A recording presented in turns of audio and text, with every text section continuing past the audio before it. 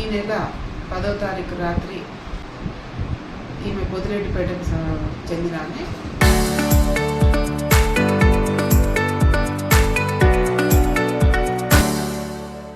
35 సంవత్సరాలు ఉంటాయి.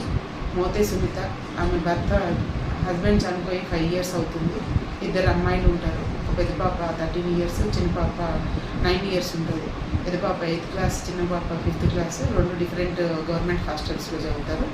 ఆ పిల్లలతో యుక్తంగా ఆమె పొదిరెడ్డిపేట సొంత గ్రామం అయినప్పటికీ కూడా భర్త చనిపోయిన తర్వాత హుజూరాబాద్లో వచ్చి ఉంటూ అనే వ్యక్తితోటి సహజీవనం సాగిస్తుంది లాస్ట్ 5 years నుంచి. ఈ పిల్లలకు కూడా చాలా ఇబ్బంది పడుతున్నాడని చెప్పి కావాలని ఆ అమ్మాయి తీసుకెళ్ళి లాస్ట్ ఇయర్ ఇద్దరిని హాస్టల్లో వేయడం జరిగింది. ఇతను ఆమె మీద ఇద్దరు కూడా సహజీవనం సాగిస్తున్న క్రమంలో ప్రతిరోజు కూడా అతనికి గొడవలు అయ్యాయి.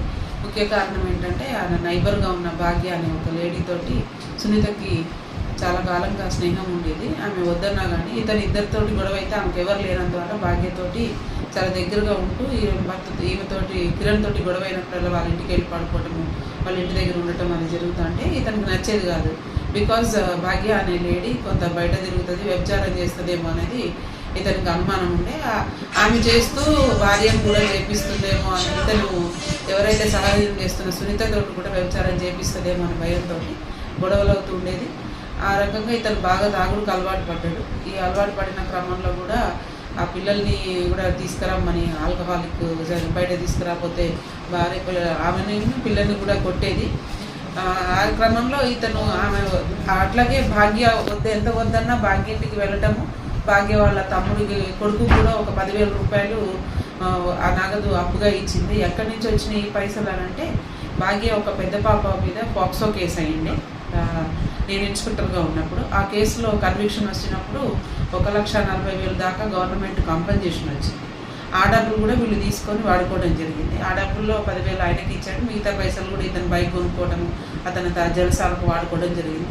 ఆ విషయంలో కూడా వీళ్ళకి గొడవలు అయినాయని, ఆ గొడవలు అవుతుంటే డబ్బు విషయంలో కూడా గొడవలు అవుతుంటే ఆమె ఎదురు తిరుగుతుంటే ఇక లాభం లేదు, నన్ను అనవసరంగా నా మాట వినటం లేదనే ఉద్దేశంతో ఆమెను చంపాలని ప్లాన్ చేసుకొని 10వ తారీఖు రోజు ఆమెకి ఇద్దరు కూడా ఆల్కహాల్ తీసుకున్నారు.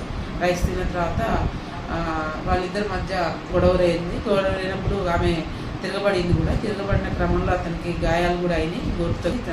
గొంతుకి ఉరిపెట్టడం జరిగింది. అట్లాగే కాలుతో తొక్కి, ఆమె చాలా లీన్గా ఉంటుంది, ఎందుకన్నా మంచిది చనిపోయిందో లేదో అని చెప్పేసి ఆమెని గొంతు మీద కాలేసి తొక్కి చంపిన తర్వాత డిసైడ్ చేసుకున్న తర్వాత ఈమెకి భాగ్య మీద కొంచెం కోపం ఉంది కాబట్టి ఇక భాగ్య వాళ్ళ ఇంట్లో ఉన్న వెల్లో వేసినట్టయితే ఈమె మీద అభియోగం పోతుంది అనే ఒక ప్లాన్ ప్రకారంగా అతను ఏం చేశాడంటే ఆ అమ్మాయిని న్యూడ్ చేసి, హాఫ్ న్యూడ్ పైన చుడిదార్ నుంచి కింద బట్టలు తీసుకెళ్ళి ఆమె యొక్క భాగ్య వాళ్ళ ఇంట్లో ఉన్న వెల్లో ఆమెను పడేయడం జరిగింది. ఆ తర్వాత ఆమె వేసుకున్న దుస్తులు కూడా అక్కడ పడేయడం జరిగింది. అదే విషయము మాకు ఈరోజు అతన్ని అరెస్ట్ చేసిన తర్వాత ఆయన కన్ఫెస్ చేశాడు. ఈరోజు ఉదయం 9 గంటల ప్రాంతంలో అతను మేము కన్ఫెస్ పట్టుకోవడం జరిగింది. దీనిలో వీళ్ళిద్దరికి జరిగిన గొడవల్లో సునీత యొక్క పుస్తెలు, తర్వాత ఒక పట్టగొలుసు అన్నీ అక్కడ పడిపోవడం జరిగింది. దాంట్లో ఉన్న పుస్తల తాడులో వేసుకున్న గుండ్లు అన్నీ కూడా అక్కడ గాజులు పగిలిపోవడం జరిగింది. అదంతా వీడియోగ్రాఫ్ చేసుకొని అక్కడి నుంచి కలెక్ట్ చేసుకున్న తర్వాత ఇతను ఆమె ఎవరైతే మృతురాలు బట్టలు ఎక్కడ పడేసిందో అది కూడా చూపించడం జరిగింది. ఆ బట్టల్ని వీటిని కూడా మేము పంచుల సమక్షంలో అతన్ని జ్యుడిషియల్ రిమాండ్ కూడా పంపడం జరుగుతుంది. ఈ కేసు అయిన వితిన్ 48 hours చంపేసిన తర్వాత అతను ఊర్లో నుంచి పారిపోవడం జరిగింది. ఈరోజు అతను ఊర్లోకి వచ్చినట్టు తెలియగానే పోలీసులు ఇతని మీద సమాచారం మేరకు మా యొక్క టీంని ఫామ్ చేయడం జరిగింది. మా సిఐ గారి ఆధ్వర్యంలో SI Ravi, Srinivasarao and head constable Mohan, Mahender, Avinash, Sridhar and Anil ఈ టీం అంతా కూడా హార్డ్ వర్క్ చేసి ఇతన్ని 38 hours అతన్ని పట్టుకోవడం జరిగింది. వీళ్ళందరినీ కూడా నేను అభినందన తెలుపుతున్నాను.